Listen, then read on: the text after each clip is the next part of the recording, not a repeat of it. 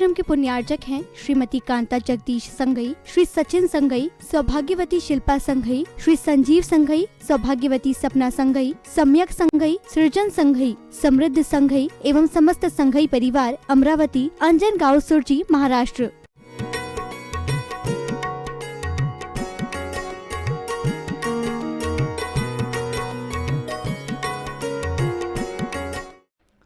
महावीर भगवान की प्रातः स्मरणीय परम पूज्य आचार्य गुरुवर श्री विद्यासागर जी मुनि महाराज की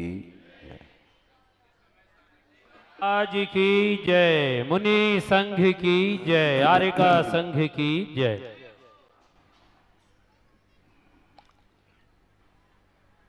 हमने यहाँ पर आने के उपरांत समसा सागर जी भी बैठे हैं अभी भी। समय को देखते हुए हमने विचार किया और हमने भावना व्यक्त की थी। उन्होंने आदेश ऐसा कहा, आदेश नहीं दिया था हमने भावना प्रेषित की थी कि आपके द्वारा भी कुछ जनता के लिए विचार आगम के आधार से दें, ताकि भोजन बनता है और भोजन में विभिन्न प्रकार के व्यंजन होते हैं। किसके लिए कौन सा व्यंजन पसंद है ये मुझे ज्ञात नहीं है, और आप साहित्य के माध्यम से परोस देंगे तो निश्चित रूप से उनको भी आनंद आएगा। इसी भावना को लेकर के उनके सामने भाव व्यक्त किए थे और सार गर्भित उनका उद्बोधन आपको कैसा लगा? ये ध्यान रखो, केवल आपके लिए अच्छा लगा ऐसा नहीं, आपसे भी ज़्यादा मुझे अच्छा लगा है। क्योंकि जिनेंद्र भगवान की वाणी किसको अच्छी नहीं लगती। शब्द हैं और शब्दों के माध्यम से ही भावों को प्रेषित किया जाता है, और गुरुदेव ने जो दिया है उसको अपने पुरुषार्थ के माध्यम से हमने प्राप्त कर लिया है, और प्राप्त जो किया जाता है वो अपने लिए ही प्राप्त किया जाता है। किंतु बीच में कोई व्यक्ति पिपासु है, हित चाहता है, तो मान लो ये व्यावहारिक है, कॉमन सेंस है।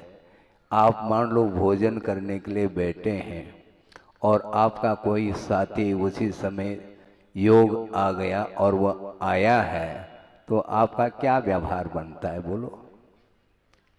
भले ही वो भोजन करके आया है, बात अलग है, किंतु कितने भरपेट भोजन करके भी आए हो तो दो चार ग्रास तो गुंजाइश तो है, अपने साथ बैठ करके भोजन कर लो। ये व्यवहार कहता है कि नहीं कहता? बिल्कुल कहता है, और ये समीचीन व्यवहार माना जाता है। ये वात्सल्य है और परस्पर के प्रति जो आत्मीयता का व्यवहार हमें निश्चय तक पहुंचाने में समर्थ होता है। क्योंकि चढ़ाला आप लोग पढ़ते हैं, हेतु नियत को होई। नियत अर्थात निश्चय, और निश्चय के लिए हेतुबोध कौन सा है? व्यवहार है। व्यवहार के बिना निश्चय की उपलब्धि संभव नहीं, किंतु वह व्यवहार रहे, समीचीन व्यवहार रहे। यदि व्यवहाराभास होगा तो वह निश्चय की उपलब्धि उसके द्वारा संभव नहीं है। इसलिए आगम के माध्यम से प्रासंगिक उन्होंने जो अपने विचार, अपने भावों को व्यक्त किए हैं, आप लोग भाव विभोर हुए हैं और मैं भी भाव विभोर होकर के ही सुन रहा था। यह स्वाध्याय है। कल भी हमने बात कही थी, उपदेश देने के लिए मैं बैठा हूँ, किंतु उपदेश किसको? जो अमल नहीं कर रहा है, जो पथ पर आरूढ़ नहीं है, मात्र श्रद्धा का विषय मात्र बन चुका है जिसके लिए, उसके लिए उपदेश की बड़ी आवश्यकता है। और मैं उस बात को रिपीट करता हूँ जो कल कहा था कि जो जागृत है उसको जगाने की आवश्यकता नहीं, किंतु जो जागृत नहीं है किंतु श्रद्धान लेकर के बैठा है तो उसको भी जगाने की आवश्यकता पड़ती है।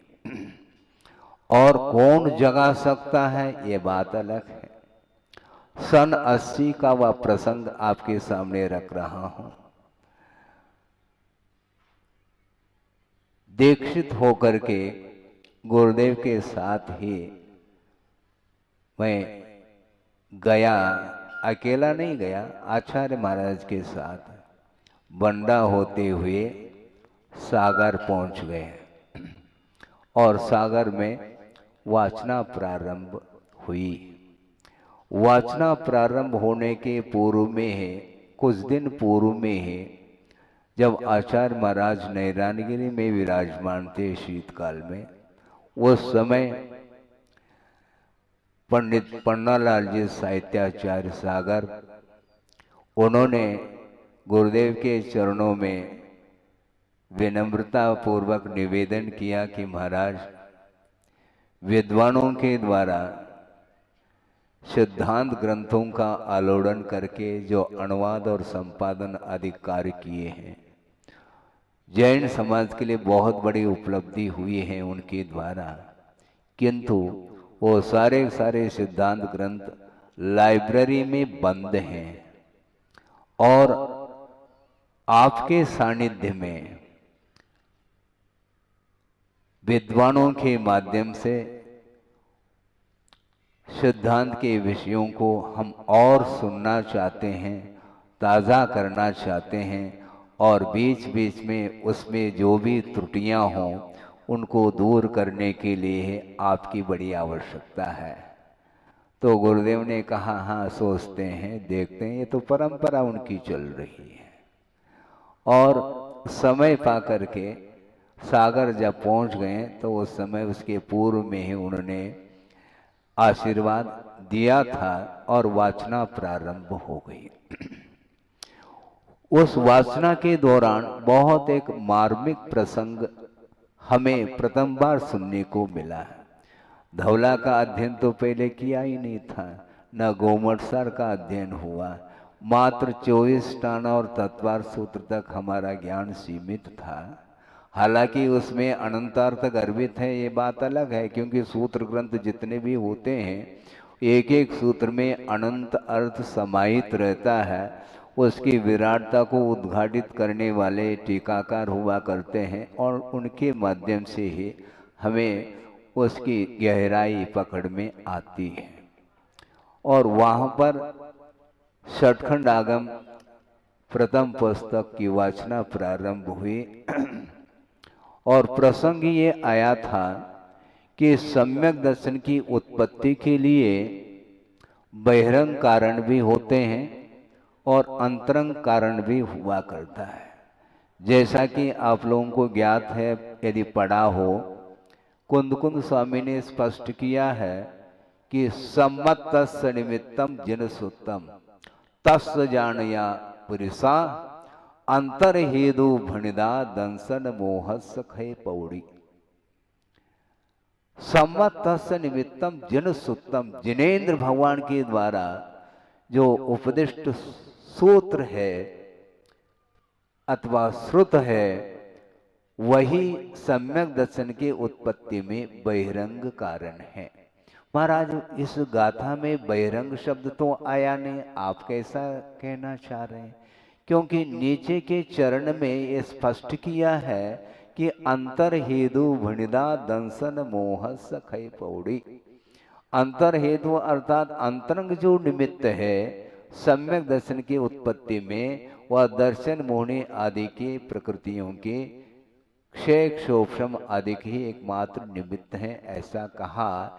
इससे पारशेष न्याय से स्पष्ट हो जाता है कि जिनेन्द्र भगवान के श्रुत सूत्र जनबिंब दर्शन, धर्म श्रवण, जाति स्मरण, जन महिम दर्शन, देवरुद्धि दर्शन, ये सारे के सारे बहिरंग कारणों में ये सब कारण समाहित हो जाते हैं। इसलिए सम्यक दर्शन की उत्पत्ति में बहिरंग कारण तो बहुत सारे हो गए।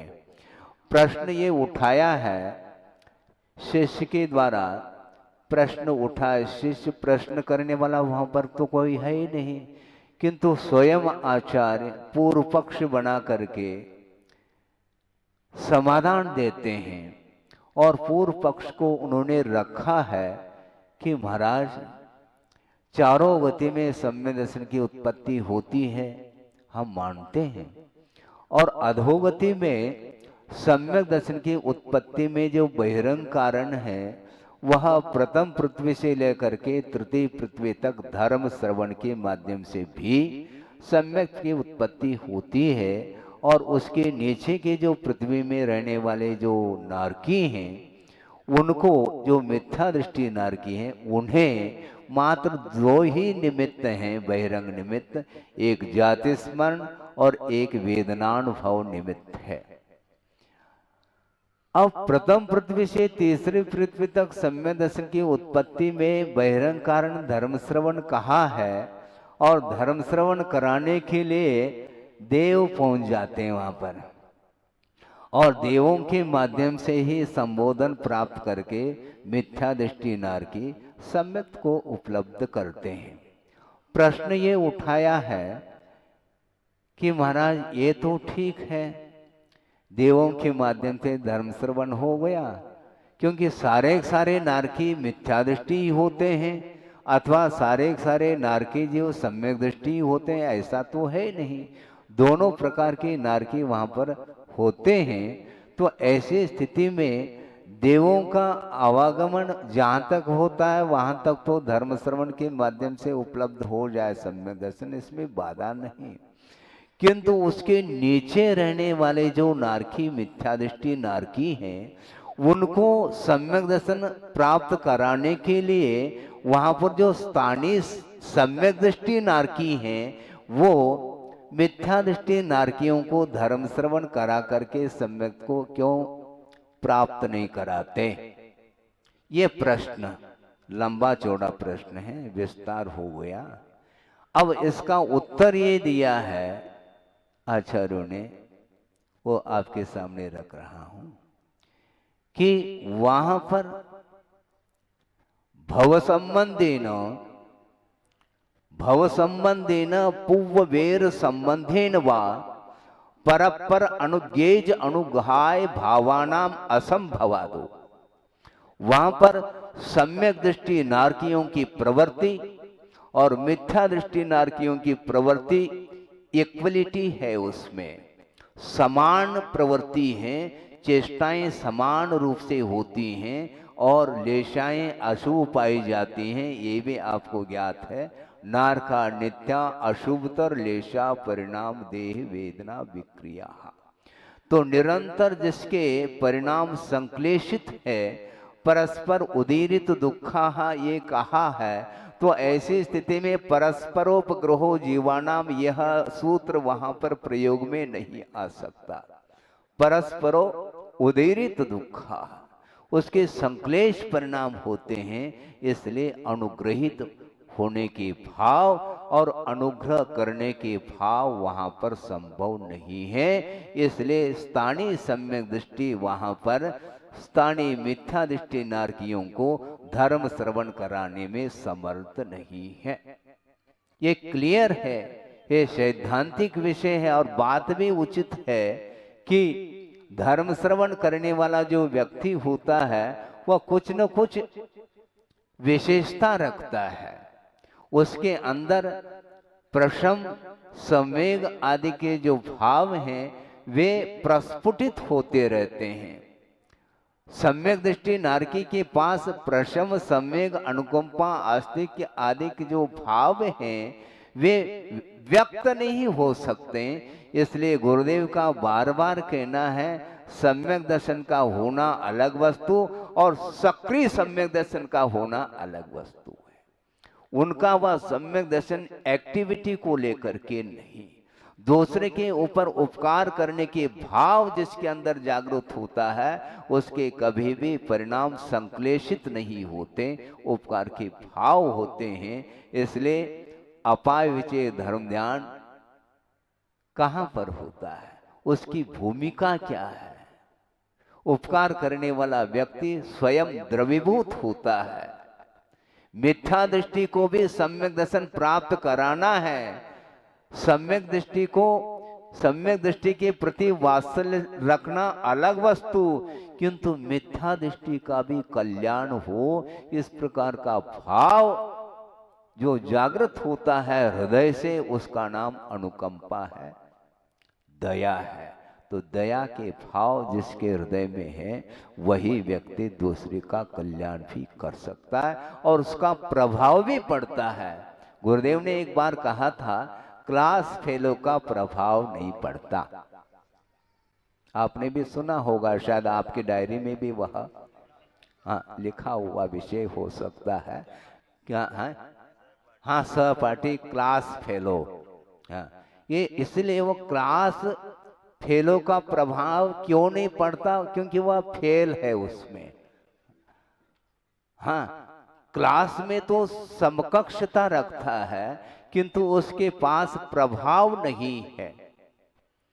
और टीचर अथवा प्रोफेसर आ गए, फिर देख लो, कैप्टन अलग वस्तु, किंतु वह आदेशित है, उसको कैप्टन बनाया है, अन्य छात्रों के अपेक्षा से कुछ विशेषता रखता है, उस अपेक्षा से उसको कंट्रोल करने की अपेक्षा से यह दायित्व उसको सौंपा जाता है। इसका अर्थ ये नहीं वह कक्षा को चलाने लग जाए, ऐसा नहीं, चलाने का काम नहीं। कोई क्या टीचर के अनुपस्थिति में वो संयत रहे, हाँ, उसके लिए थोड़ा सा वह माहौल तैयार करता है, इतना ही उसका कार्य होता है। और टीचर आते ही फिर वह सारे के सारे कैप्टन भी और सामान्य जो छात्र हैं वो दोनों एक ही हैं वो। हाँ, कक्षा के अपेक्षा से एकता है। इसीलिए क्लास फेलो का प्रभाव नहीं पड़ता। प्रभाव डालना चाहो तो प्रभाव नहीं पड़ेगा, किंतु अवाक वपुषा निरूपयंतम, बोल नहीं रहे आचार्य महाराज, किंतु मंच पर विराजमान भी हो जाए तो आप लोग उतना ही आनंद का अनुभव करते हैं जितना कि प्रवचन सुनते समय। इतनी उनकी विशेषता है। ये विशेषता किसकी विशेषता? ज्ञान की अपेक्षा से विशेषता नहीं। ज्ञान की अपेक्षा से इससे भी ज्ञान रखने वाले दुनिया में बहुत सारे व्यक्ति मिल सकते हैं। अपने अपने क्षेत्र में पांडित्य को रखने वाले मिल सकते हैं। कलाएं 72 कलाएं हो सकती हैं, उससे संपन्न हो सकते हैं। वक्तृत्व कला भी आ सकती है और जनता को बांधने की कला भी आ सकती है। ये सब कलाएं हैं, किंतु ये कला अलग है। और साथ से पुण्यार्जन करने की कला यदि कोई सिखाएंगे तो गुरुदेव के अलावा कोई नहीं सिखा सकता। पुण्य का अर्जन करना अलग, किंतु साथ से पुण्य का जो अर्जन होता है वह बिना किसी निदान के होता है, जिसको पुण्यान बंदी पुण्य की संज्ञा दी है। इसलिए मैं समय ज्यादा नहीं लेना चाहता। पर्याप्त आपने सिद्धांत के माध्यम से जो भी बन पड़ा है, जिन शब्दों के माध्यम से टूटे फूटे, शब्द तो टूटे भी हो सकते हैं, ये व्यवहार में टूटना और फूटना ये कई है, लेकिन फिर भी बोलने में आता है शब्द टूटे फूटे।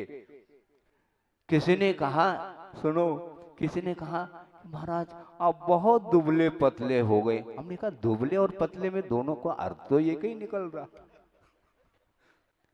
दुबला हो अथवा पतला हो, बात ये कही है।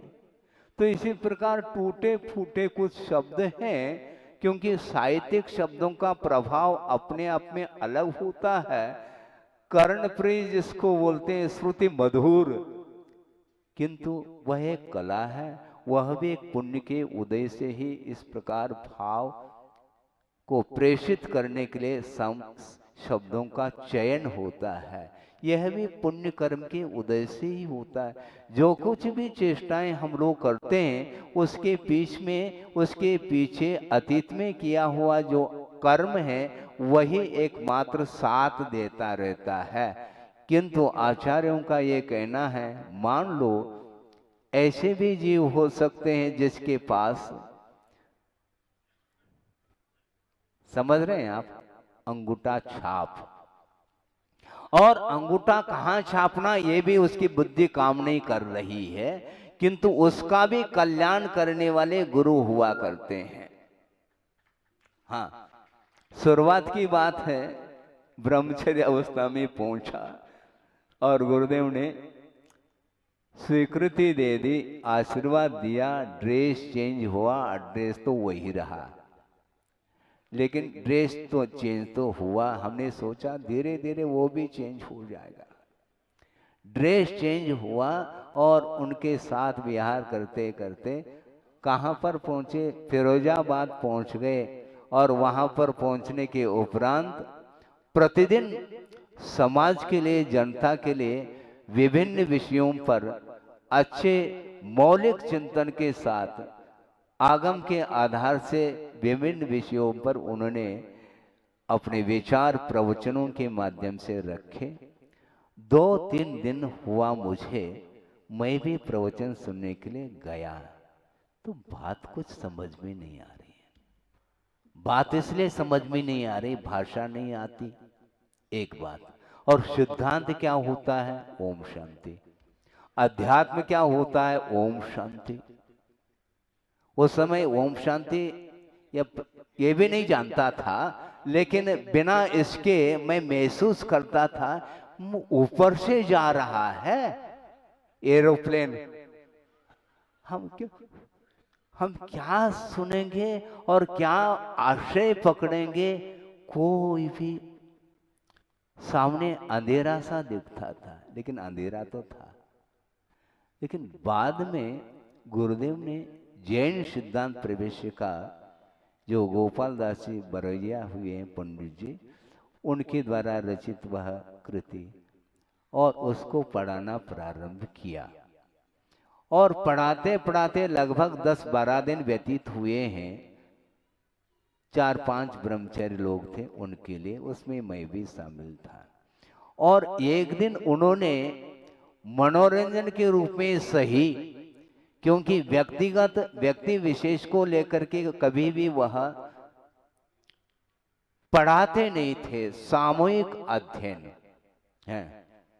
पंगत बैठी है, एक एक के लिए थोड़ी परोसेंगे, एक साथ बैठो भोजन करो। तो प्रारंभ किया। 10-12 दिन के उपरांत उन्होंने सामूहिक रूप से सबको दृष्टि में रखते हुए कहा, क्यों ब्रह्मचर्य लोगों, विषय समझ में आ रहा है? तो हमने नाड़ हिला दी। तो तत्काल उन्हें पूछा, क्या समझ में आ रहा है बताओ? गाड़ी फंस गई। वो समय हमने ये संकल्प लिया, अब मुझे प्रवचन में बैठने की कोई आवश्यकता नहीं, आचार्य महाराज यदि पूछेंगे तो हम बता देंगे। अब संकल्पित होकर के जैन सिद्धांत प्रवेशिका को रटना है, भले ही अर्थ समझ में आए अथवा ना आए, तो समासम घोषंतो, ये चालू कर दिया हमने। बिल्कुल, क्योंकि विद्या कालीन पश्यते, अधिकाल तो अभी हुआ ही नहीं है। तो रटना प्रारंभ कर दिया और धीरे धीरे धीरे वह विषय हासिल होता गया। व्यक्त नहीं कर सकता था, हम अपने भावों को व्यक्त नहीं कर सकते। सुनते हैं तो भाषा समझ में नहीं आती, इतनी जटिलता थी। और समता सागर जी ने अच्छे फूल बरसाए हैं साहित्य शब्दों के माध्यम से, उस प्रकार के फूल तो हम नहीं बरसा पाएंगे, किंतु आगम के माध्यम से गुरुदेव ने जो दिया है वह बहुत, उसका वर्णन हम अपने शब्दों में नहीं कर सकते। समय आपका हो गया है, इसलिए मैं इतना ही कहना चाहता हूँ कि दूसरे के ऊपर यदि प्रभाव पड़ता है तो मात्र ज्ञान का नहीं पड़ता, किंतु साधना का प्रभाव पड़ता है। और निरंतर यदि आस्था के साथ, समर्पण भाव के साथ, देव गुरु शास्त्र के प्रति अटूट आस्था रखते हुए हम एक एक कदम भी चारित्र के क्षेत्र में, साधना के क्षेत्र में बढ़ते चले जाएंगे तो निश्चित रूप से अत्यल्प काल में हम लोगों का कल्याण निहित है। इस पवित्र भावना के साथ इस वक्तव्य को विराम दिया जाता है। अहिंसा परमो धर्म की जय। बोधि समाधि परिणाम शुद्धि स्वात्मोपलब्धि शिवसो की सिद्धि। चिंतामणिम चिंतित वस्तुदाने त्वामंद मानस्य ममास्तुदे। परम पूजाचार्य गुरुवर से विद्यासागर जी मुनि महाराज की। ओम नमः सिद्धेभ्यः, ओम नमः सिद्धेभ्यः। नमः श्री वर्धमानाय निर्धूत कलिलात्मने सालोकानां त्रिलोकानां यद विद्या दर्पणायते। अहिंसा परमो धर्म की महावीर भगवान की जय। प्रातः स्मरणीय परम पूजाचार्य गुरुवर श्री विद्यासागर जी मुनि महाराज की जय। पूज्य नरैया बख्शरणपुर समय सागर जी महाराज की, मुनि संघ की, आर्यका संघ की।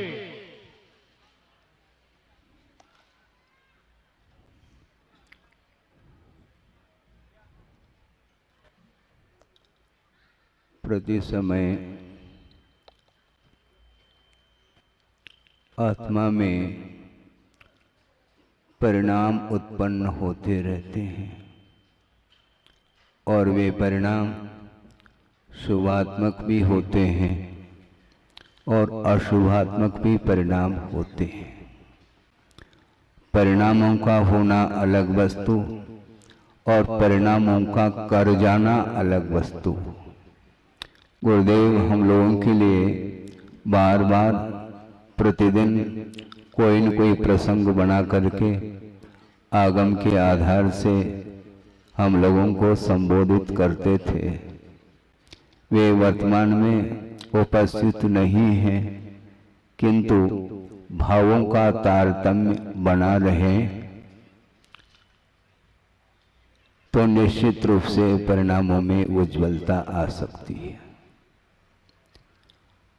वे परिणाम जो होते हैं उसमें निश्चित रूप से पूर्व में अज्ञान दशा में जो भी पाप का अर्जन किया है उसके प्रतिफल के रूप में जब वह कर्म उदय में आता है तो उपयोग को प्रभावित कर सकता है। कर सकता है इसलिए कह रहा हूं, यदि अनिवार्य रूप से वह प्रभाव डाले तो फिर कर्मबंध की जो श्रृंखला है या उसकी जो परंपरा है वह कभी भी टूट नहीं सकती है। पुरुषार्थ के माध्यम से उस परंपरा को तोड़ने का पुरुषार्थ किया जा सकता है, जिसके अंदर कर्मबंध के जो हो रहा है बंद, उसको तोड़ने का पुरुषार्थ वह कर लेता है। और दूसरी बात यह है कि जिसको कर्म बंध की कोई चिंता नहीं है उसके लिए क्वेश्चन मार्क है। जिसको कर्म बंध की कोई चिंता ही नहीं है तो उसके लिए भगवान का उपदेश भी कोई प्रभाव डालने वाला नहीं है।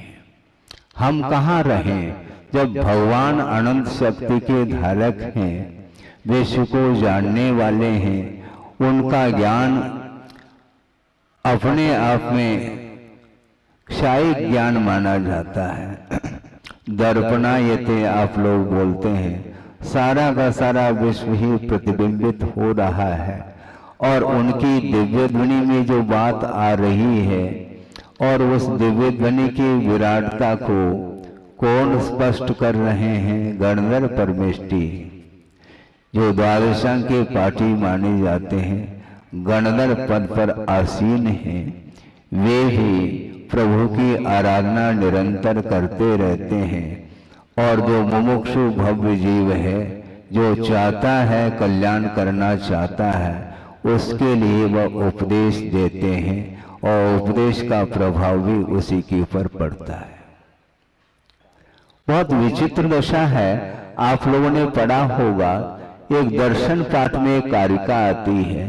क्या आती है? दर्शनेन जनेन्द्राणाम साधुनाम वंदनेन च न चिरं तिष्ठते पापम छिद्र हस्ते यथोदकम्। अंजलि बनाई आपने और उसमें जल डाला गया और वह एक एक एक एक बूंद करके रिस जाता है। उसी प्रकार जिनेन्द्र भगवान के दर्शन और मुनीन्द्रों के दर्शन करने से चिर संचित जो पाप है वह एक क्षण में वह क्षय को प्राप्त हो जाता है। ये दर्शन पाठ में ये कारिका है, यह भाव है उसका। अब अतीत में हमने कितनी बार जिनेन्द्र भगवान के दर्शन किए, कितनी बार मुनीन्द्रों के दर्शन किए, इसके उपरांत भी वह पाप गल क्यों नहीं रहा है? वह पाप समाप्त क्यों नहीं हो रहा है? क्षय को क्यों नहीं प्राप्त होता है?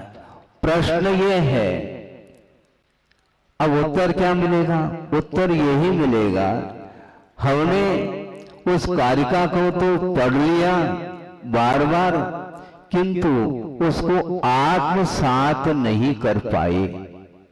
गुरुदेव ने ये कहा कि वंदना करना सीखो। मैं बैठे बैठे सुन रहा था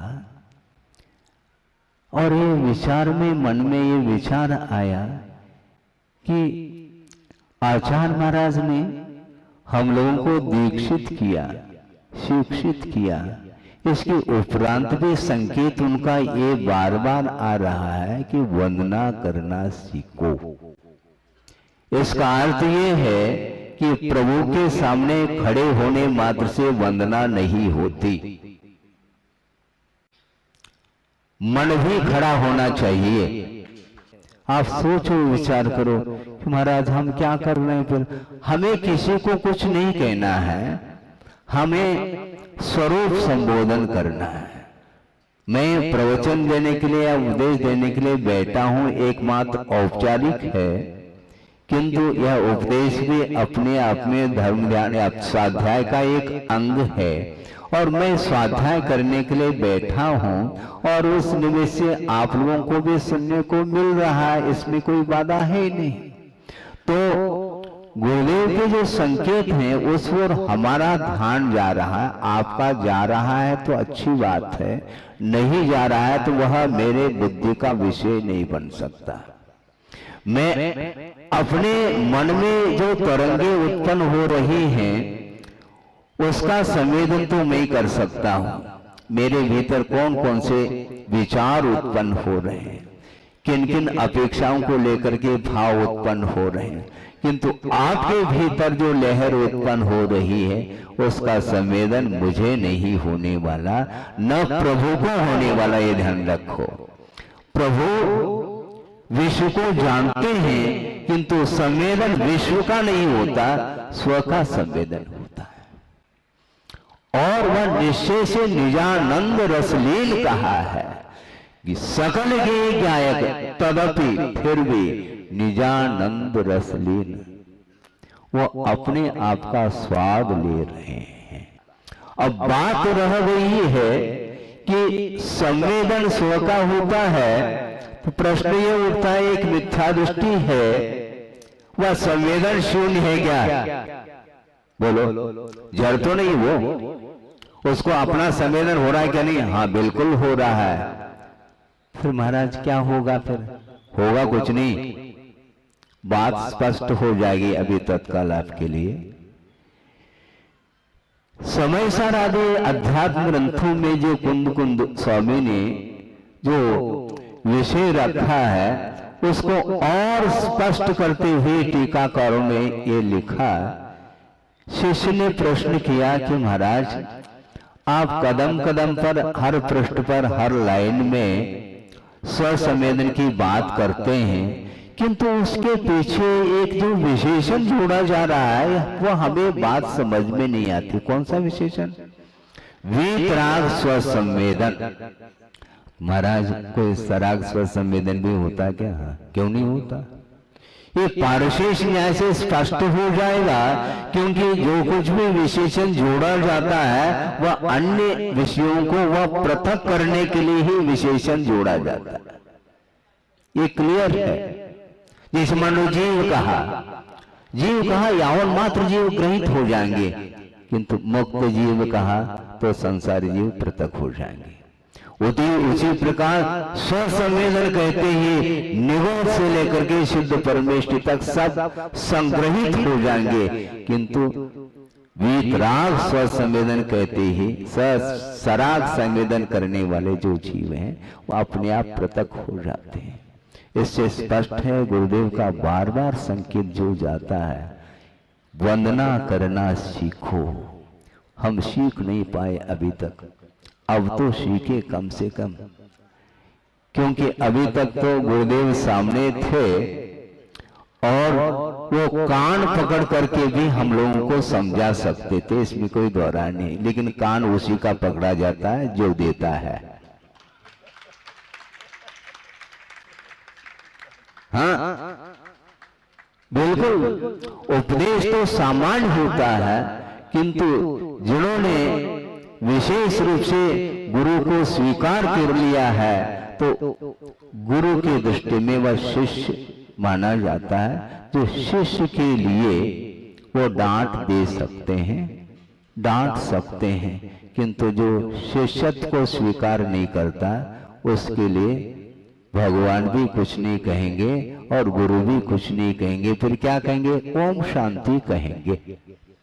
हाँ, ओम शांति का अर्थ क्या? बहुत गहरा अर्थ है, लेकिन जहां कहीं भी ओम शांति का प्रयोग नहीं किया जाता, जहां करना चाहिए वहां पर किया जाता है। कभी भी मैं बार बार इसका प्रयोग करता हूं, लेकिन अवसर दे करके प्रयोग करता हूं। बहुत भक्तगण भाव विभोर होकर के प्रशंसात्मक कुछ शब्दों के प्रयोग करते हैं, उस समय ओम शांति कहता हूं, क्योंकि मेरा कर्तव्य है, आपका कर्तव्य आप जानो। मैं निषेध करूं तो कब तक करूं? एक लिमिटेशन है। एक व्यक्ति को निषेध कर दिया, दूसरा आ गया, वो भी उसी का अनुकरण कर रहा है, तो मैं कब तक कर सकता हूं? ओम शांति के माध्यम से क्लियर हो जाता है कि महाराज कुछ अलग ही भाव दर्शा रहे हैं। तो मैं ये कहना चाहता हूं कि वंदना करना सीखो। करने से मुझे ऐसा लगा अभी तक हम लोगों ने वंदना प्रभु की और गुरु की हृदय से वंदना नहीं की। यदि करते तो इस धरती पर क्यों होते? सुन रहे हैं आप? इसमें मैं भी शामिल हूं, ऐसा नहीं कि मैं पृथक हो गया हूं। आप लोगों के बीच में मैं भी हूं और आप भी बैठे हैं। मैं भी संसारी हूं, आप भी संसारी हैं, और संसार से मुक्त होने के लिए सारा सारा उपक्रम, ये साधना की जा रही है। इसलिए गुरुदेव एक एक शब्द जो कहते हैं वो सूत्रात्मक होते हैं। महाराज हमारे लिए सूत्र दे दो, ये बहुत बड़ा सूत्र है ये। हाँ? सूत्र दो, हम कहते हैं महाराज तत्व सूत्र ले लो। हाँ, 358 सूत्र है, उस 57, तो उसमें से जो भी आपको रुचे, वैसे तो सभी सूत्र रुचना चाहिए। इसके उपरांत भी मान लो, भाव विशेष रूप से मान लो किसी सूत्र में निकलते हैं उसमें जटिलता नहीं है, ऐसे सूत्रों को भी आप आत्मसात कर सकते हैं। और उसमें एक सूत्र है, जगत काय स्वभाव हुआ संवेग वैराग्यार्थम कहा। जगत का चिंतन करो तो संवेग उत्पन्न होगा, और इस काया का चिंतन करो तो वैराग उत्पन्न हुए बिना रह नहीं सकता। ये क्लियर है। संवेग और वैराग के बिना जीना कोई जीना नहीं है। मरना फिर भी उपयुक्त है, किंतु संवेग और वैराग के बिना दीर्घ काल तक जीना भी कोई जीना नहीं माना जाता। हाँ, नहीं माना जाता।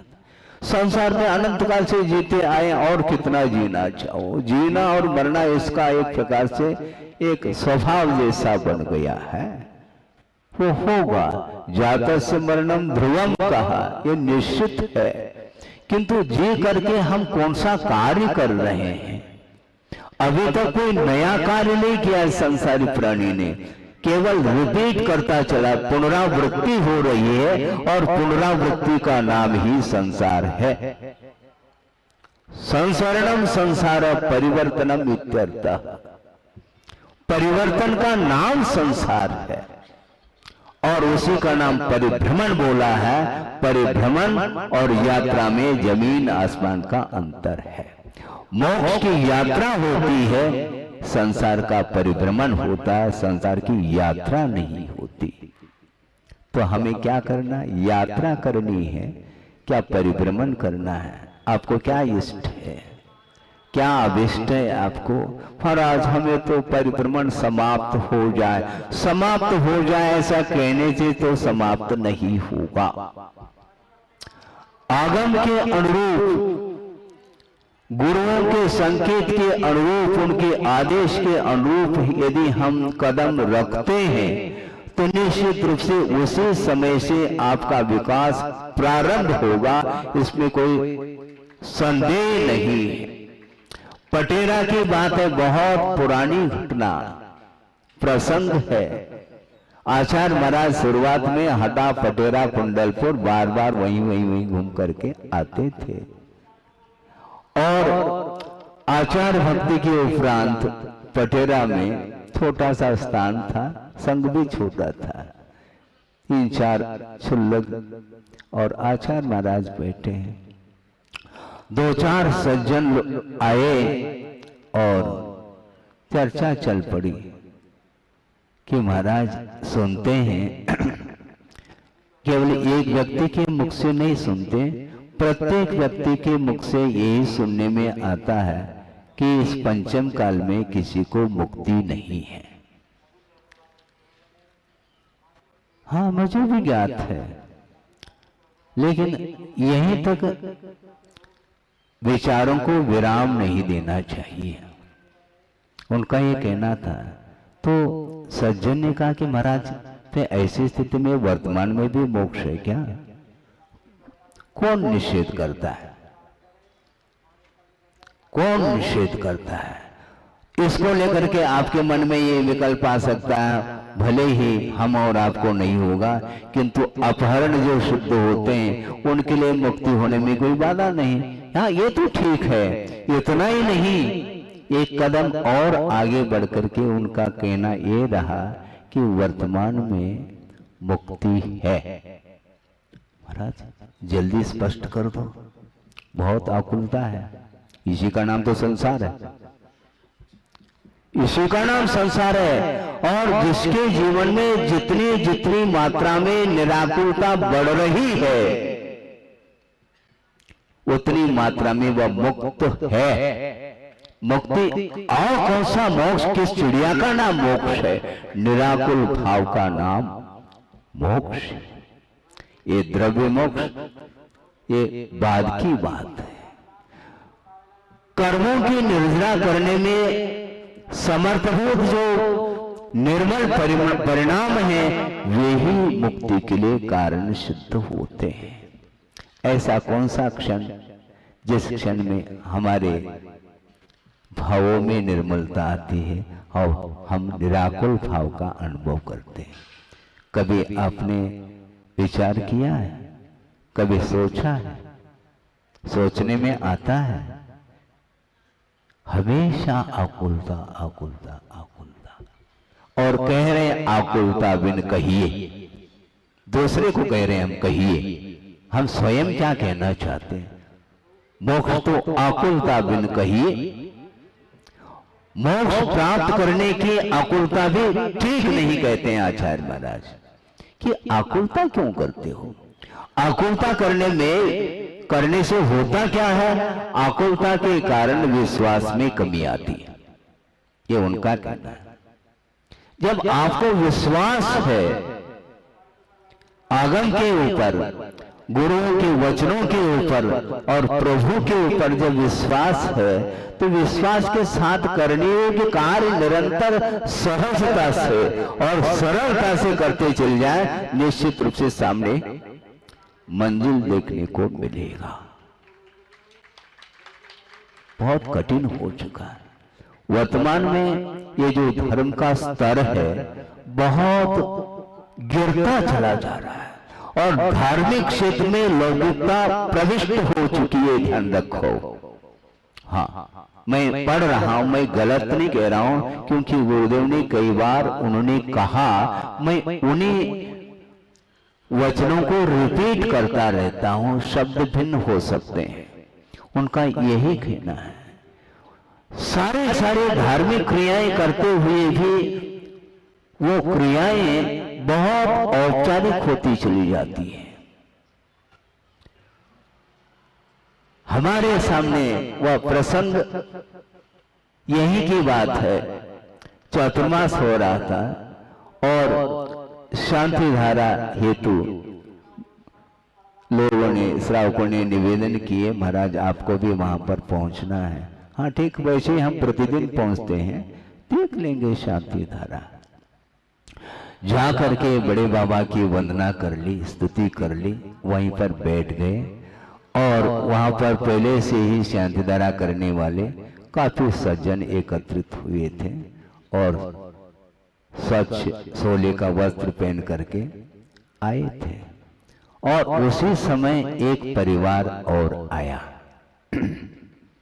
और निकट बड़े बाबा हैं और बड़े बाबा के निकट में बैठा हूं और बड़े बाबा का दर्शन करके और मेरे सामने आकर के नमोस्तु तो बाद में किया कि महाराज ये हमारा बड़ा बेटा है और ये छोटा बेटा है, आप इसको आशीर्वाद दे दीजिए। मुझे मन में ऐसा लगा ये क्षण के लिए तो प्रभु के चरणों में गए और उस समय भी अपने परिवार को भूल नहीं पा रहे हैं हम। सोचो, विचार करो, आप वंदना करो, उतने क्षण के लिए तो कम से कम प्योरिटी होनी चाहिए। बाद में तो ठीक है जो आपको कहना हो कहो, किंतु कम से कम शांति धारा देखने के लिए आए हैं तो कम से कम शांति उतने क्षण के लिए तो शांति का अनुभव करो। मेरे मन में भाव आया, कहा कुछ नहीं हमने, क्योंकि कहने से कोई सार नहीं निकलता। हाँ, क्योंकि हम कहते चले जाते हैं और उनको जो करना है वही करता चला जाता है। नमोस्तु बाद में, पहले महाराज हम जबलपुर से आए, नमोस्तु। हाँ, इसी प्रकार चौके में महाराज हम दोनों से आए हैं, मन सिद्धि, वचन सिद्धि, काय सिद्धि। भाव है उनके, वो अपनी जगह है। मैं ये कहना चाह रहा था, इसलिए गुरुदेव का ये कहना है कि वंदना करना सीखो, क्योंकि प्रभु के पास पहुंचे हैं, बड़े पुण्य के योग से पहुंचे हैं और वहां पर पहुंचने के उपरांत पुनः इधर उधर की जो चर्चाएं होती हैं वो किसी भी प्रकार से हमारे लिए साधक नहीं हुआ करता। तद्गुण लब्धये अहम वंदे, जब स्वाध्याय करते हैं वो समय ये पंक्ति आती है, बाकी समय तद्गुण लब्धये कहा और वहां जाकर के पुनः तद्धन लब्धये, धन की प्राप्ति के लिए मैं वंदना कर रहा हूं। तो भगवान भी हंसते होंगे, भगवान हंसते नहीं, किंतु एक बात कही जा रही है, भगवान से कोई भी बात छुपी हुई ही नहीं है। प्रत्येक भावों को वो देख रहे हैं, किंतु कहते कुछ भी नहीं, क्योंकि कहने में सार नहीं है। और बिना कहे जो पाठ ले रहा है तो उसको कहने में क्या आवश्यकता है, कहने की क्या आवश्यकता है। अवाक वपुषा निरूपयंतम मोक्ष मार्गम युक्त्यागम कुशलम आचार्य वर्जम, ये सारे आचार्य महाराज के विशेषण हैं। और यही की बात है, महोत्सव की बात। एक और प्रसंग आपके सामने रखूं ताकि बाद में आप लोग कहते महाराज हमें एक आध संस्मरण सुना दो। अब आधा भी सुनाया जाता है क्या? एक आधा मतलब एक तो सुनाया जा सकता, आधा भी कह रहे हैं आप, ताकि बहुत बड़ा यदि हो तो बाद में आधा पूर्ण कर लेना, ऐसा भी भाव हो सकता है आपका, कोई बाधा नहीं। आचार्य महाराज बैठे हैं और दो चार महाराज और भी थे, वैयावती कर रहे थे, मैं बैठा था। और उस समय ऐसा ही कुछ प्रसंग निकला था और उस प्रसंग के अनुरूप हमने गुरुदेव से ये मान लो प्रथम बार ही पूछा है, ऐसे मैं मान के चलता हूँ। एक आध बार और कभी आया हो प्रसंग, वो अलग वस्तु। महाराज पूजपा स्वामी ने आचार्य महाराज के लिए कुछ विशेषण दिए हैं। उसमें एक विशेषण पूजपा स्वामी ने ये दिया है कि परहित प्रतिपादन एक कार्यम, ऐसा उन्होंने कहा। एक का अर्थ महाराज हमें अपनी बुद्धि के अनुरूप ये समझ में आ रहा है कि एक का अर्थ प्रमुख, तो गुरुदेव ने टोंक दिया प्रमुख नहीं, ध्यान रखो। महाराज फिर क्या? एक कार्य का अर्थ वही कार्य है, अन्य कार्य नहीं। परहित प्रतिपादनम एक कार्यम, वही एकमात्र कार्य है, दूसरा कार्य नहीं। लेकिन ये किसका कार्य है? उनका कार्य है, साधु का नहीं, ध्यान रखो। साधु का तो इतना ही कार्य है। क्या कार्य है? उन्होंने जो कार्य दिया है उतना करना ही कार्य है, और कोई दूसरा कार्य नहीं। वो जो कहते हैं हमारे लिए, वही हमारे लिए कार्य है। वो जो करते वो हमारा कार्य नहीं, ये उनका कार्य है। उनका कार्य और कौन कौन से हैं? ये उन्हीं का कार्य है। हमें आदेशित करते हैं तुम्हें इतना कार्य करना है। अभी कुछ दिन पूर्व में ही ऐसा प्रसंग निकला था कि कर्तुम योग्यम कार्यम, कर्तुम योग्य कर्तव्य, ऐसी एक परिभाषा मिलती है। लेकिन थोड़ा सा अर्थ गहरा और आपके सामने रखना चाहता हूं कि करने योग्य कार्य भी आप ध्यान दें, क्योंकि यह प्रवचन नहीं है, एक तत्व चर्चा के रूप में मैं दे रहा हूं। करने योग्य जो है वह कर्तव्य है, ऐसा कहना मैं नहीं चाहता। करने योग्य होकर के भी वह अकर्तव्य के कोटि में आ सकता है। महाराज आप क्या कहने जा रहे हैं? बहुत सही कह रहा हूं मैं। करने योग्य कार्य कर्तव्य के रूप में ये कहना एक सामान्य कथन है, किंतु करने योग्य होकर के भी वह अकर्तव्य के कोटि में क्यों आ रहा है महाराज? इसलिए आ रहा है ऊपर से आदेश नहीं है। हाँ सुन रहे हैं? आदेश जब तक नहीं, वह करने योग्य कार्य होकर के भी वह हमारे लिए कर्तव्य के रूप में नहीं, क्योंकि बिना लाइसेंस ठीक नहीं माना जाता। लाइसेंस चाहिए, परमिट जिसको बोलते हैं, नेशनल परमिट जिसको बोलते हैं। बिना ऑर्डर, बिना आदेश संभव नहीं। वह योग्य है व्यक्ति कर्तव्य के पालन करने के लिए, किंतु बिना उनके संकेत आदेश के वह एक बाल मात्र भी इधर का उधर नहीं कर सकता और नहीं करना चाहिए। ये हमारा भाव है। आ रहा है? करने योग्य कार्य वह कर्तव्य, करने योग्य कार्य कर्तव्य, इतना ही अर्थ है इसका।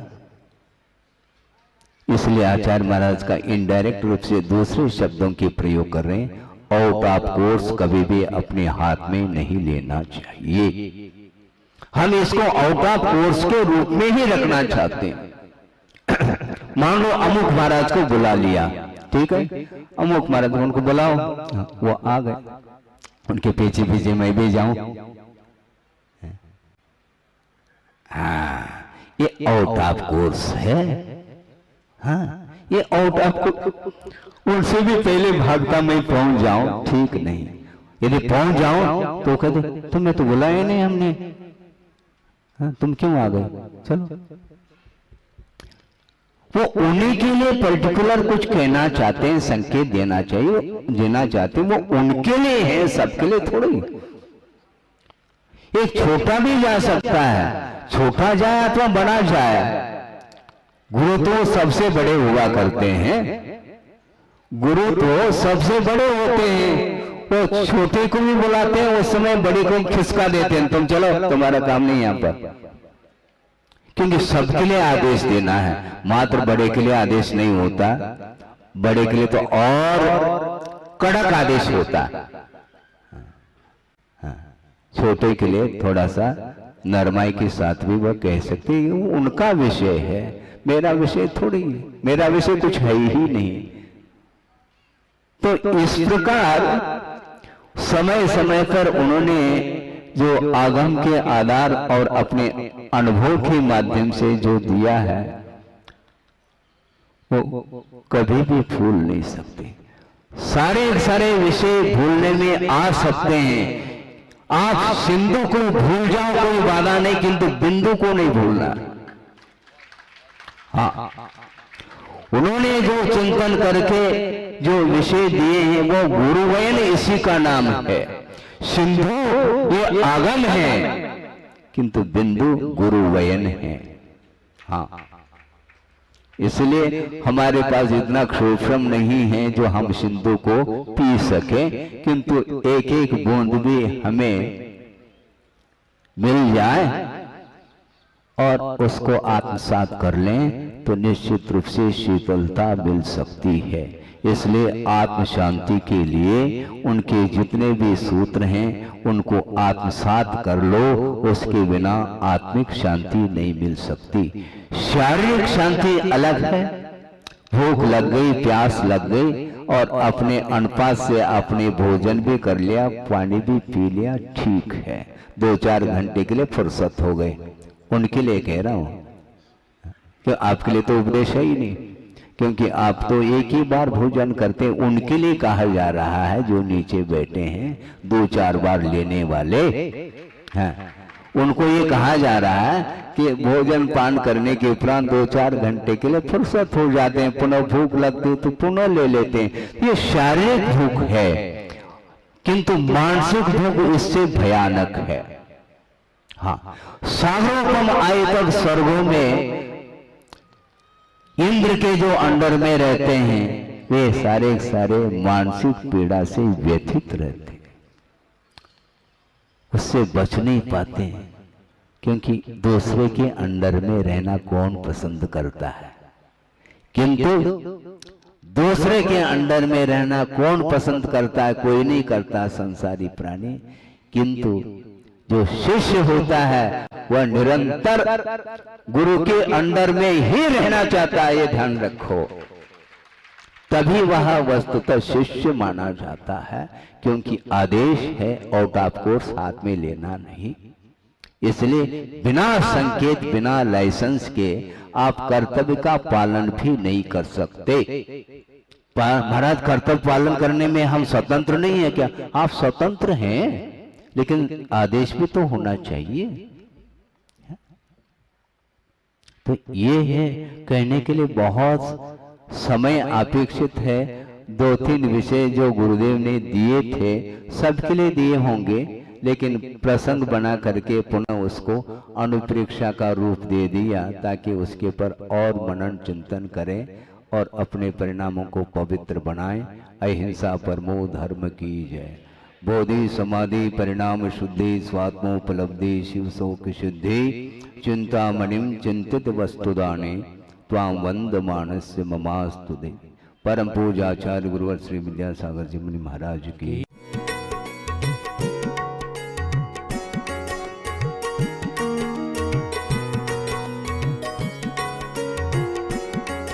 इस कार्यक्रम के पुण्यार्चक थे श्रीमती कांता जगदीश संघई, श्री सचिन संघई, सौभाग्यवती शिल्पा संघई, श्री संजीव संघई, सौभाग्यवती सपना संघई, सम्यक संघई, सृजन संघई, समृद्ध संघई एवं समस्त संघई परिवार, अमरावती, अंजन गांव, सुरजी, महाराष्ट्र।